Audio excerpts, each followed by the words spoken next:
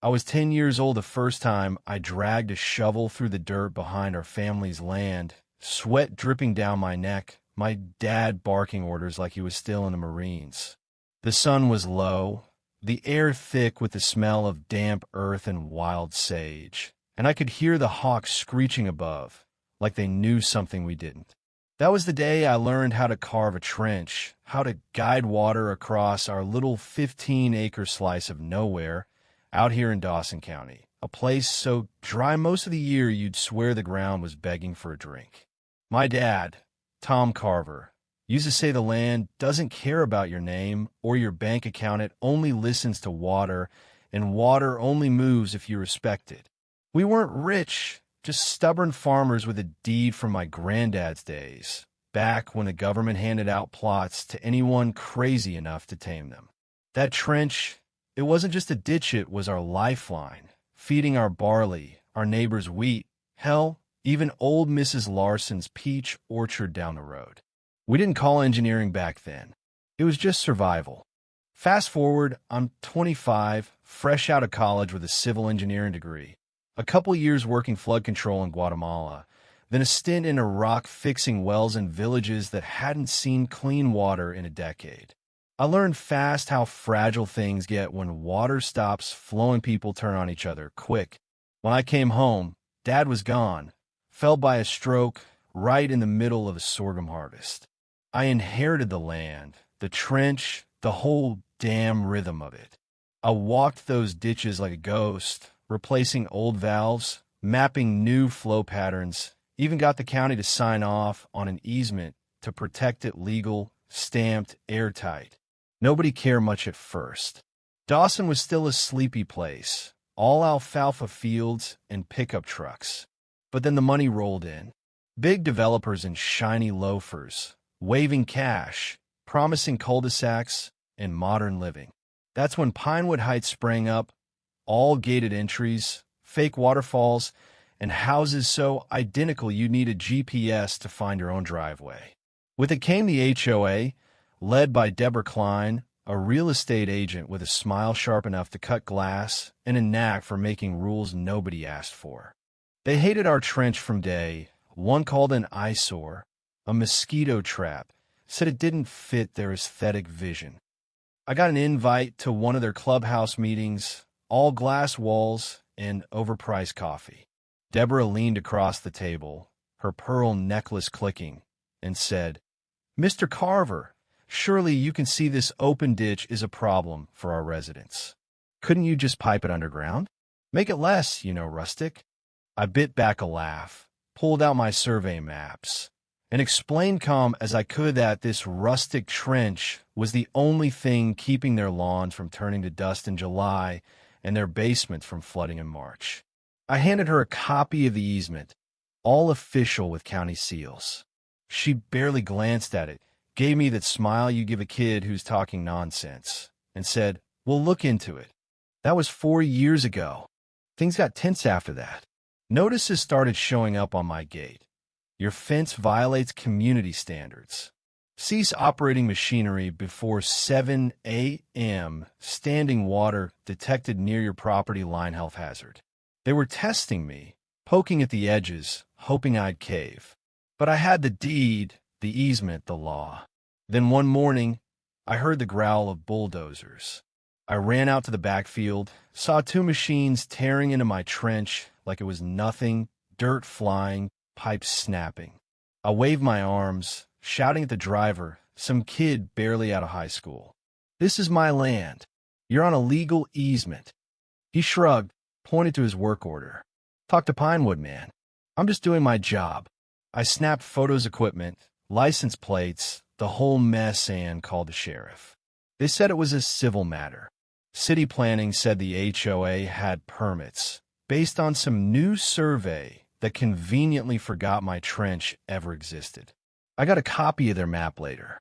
It was a lie, drawn up by their contractor buddies at Horizon Development, showing my land as a blank greenbelt, no water rights, no nothing. They'd buried the truth before they buried the trench. I stood there the next day, staring at the concrete they'd poured into my family's lifeline, the air heavy with diesel and betrayal. They'd tossed aside a valve my dad had welded himself, scratched with our name carver in shaky letters. I picked it up, held it like it was the last piece of him I had left. 2 HOA guys in khakis came over, acting like they owned the place. "Sir, you're in a restricted zone," one said, clutching a clipboard. I turned, slow, and pointed at the ground. This was my granddad's sorghum field. This trench kept half this county fed for 80 years. The guy blinked, muttered something about community guidelines, and backed off. I went home, dug out every document I had, deeds, permits, soil reports, and found a memo buried in the county files, slipped in by Horizon, claiming my land was unused. That's when I knew. They didn't just want my trench gone. They wanted my land, my history, erased.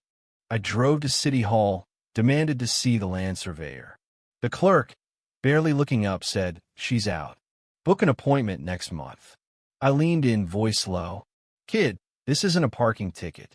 You let this go, and this town's gonna drown or starve." He took my papers, promised to call. I didn't wait. I called up my old buddy Sam Torres, a hydrologist I'd worked with on a dam project in Nevada. He showed up with a drone, a soil scanner, and a grin. They built over a runoff trench? That's not stupid. That's suicidal. We spent days mapping the damaged water pooling where it shouldn't, elevation dips, screaming flood risk. The drone footage was brutal. Their shiny new home sat right on a choke point, turning my trench into a dam. I sent a cease and desist to the HOA, filed a motion with the county court, even got a local paper to run a story. They ignored it all until the rain came. It wasn't a storm, just a steady 3-day drizzle, the kind we'd handle for decades. But without the trench, the water had nowhere to go. Pinewoods Park turned into a swamp. Backyards flooded, basements filled with sludge. Social media lit up videos of kids, toys floating down driveways. Moms in flip-flops hauling out soaked carpets. Deborah sent out a newsletter, all glossy lies about unforeseen weather events and temporary drainage issues. I watched her speed by in her SUV, phone glued to her ear, tires spraying mud. The city sent engineers, one of whom looked at my maps and went pale. "This was a working system," he said. "They buried it." I nodded, handed him a laminated flow chart. "Tell your boss." The state got involved after that, slapped a stop work order on Pinewoods expansion. Deborah called me, voice like a coiled snake. "You're hurting families, Jack. This'll cost millions." I didn't blink. "You did that when you poured concrete into our veins." Then came the counterattack. A certified letter from their lawyer, accusing me of defamation, threatening to sue. They ran a smear campaign cartoons of me as a cranky old farmer, post calling me Ditch Daddy, a nutcase fighting progress. At the grocery store, a lady swerved her cart around me like I was toxic. But the town was waking up. A teacher named Lisa Grant knocked on my door, holding a jug of cloudy tap water. "This used to be clean," she said. I showed her my maps, told her the truth. Her blog post, "The Cost of Pinewoods Lies," went viral. Farmers started signing my petition. By the time we hit 60 names, the county had to listen. The trial was a showdown. I walked in with Lisa's husband, Mike, a lawyer who'd taken my case pro bono, and a briefcase full of proof deeds, drone shots, a FEMA clause for 99 protecting my trench. Deborah sat across the room, adjusting her blazer, her lawyer smirking like he'd already won. Mike laid it out. The HOA built on my mineral rights, tampered with county maps, ignored warnings. A whistleblower, Pinewoods' own maintenance guy, took the stand, said they'd fake repair logs to keep selling homes. I spoke last. No notes, just memory. "My dad dug this trench with his hands," I said. "It saved orchards, fed families. You don't get to bury that and call it progress." The jury took 2 hours. They ruled for methyl stop on Pinewoods projects, fines for the board, orders to restore the trench. Deborah's face crumpled like a paper bag. The restoration started slow, county crews digging up concrete, unearthing pipes my dad laid in '79. I walked the lines daily, pointing out curves, checking slopes. One kid, a new engineer, said, "This is better than anything in my textbooks." I shrugged. The land doesn't lie. The town started healing too. A Pinewood mom donated to a flood relief fund. Kids from the high school interviewed me for a project, one asking, "Do you forgive him?" I looked at the trench, water starting to flow again, and said, "It's not about forgiving. It's about making sure we don't forget." They wrote that down. Deborah apologized at a press conference, voice shaky, no pearls in sight. "We ignored warnings," she said. "We failed this community." She moved away after that, rumors swirling about a book deal or a quiet job somewhere else. I didn't care. The trench was back, the barley growing, the town breathing easier. One dawn, I opened the head gate, watched water slip through the channels like an old friend coming home. I didn't call the news, didn't post it online. I just stood there, boots in the mud, listening to the land exhale. But here's the thing: memory's tricky. It's not just about pipes or deeds or winning in court.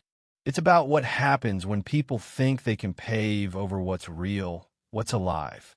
I beat the HOA, sure, but what about the next town, the next trench?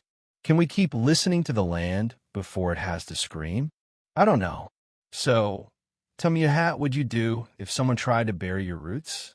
Drop a comment, share your story. Let's keep this conversation alive, because the truth doesn't stay quiet forever.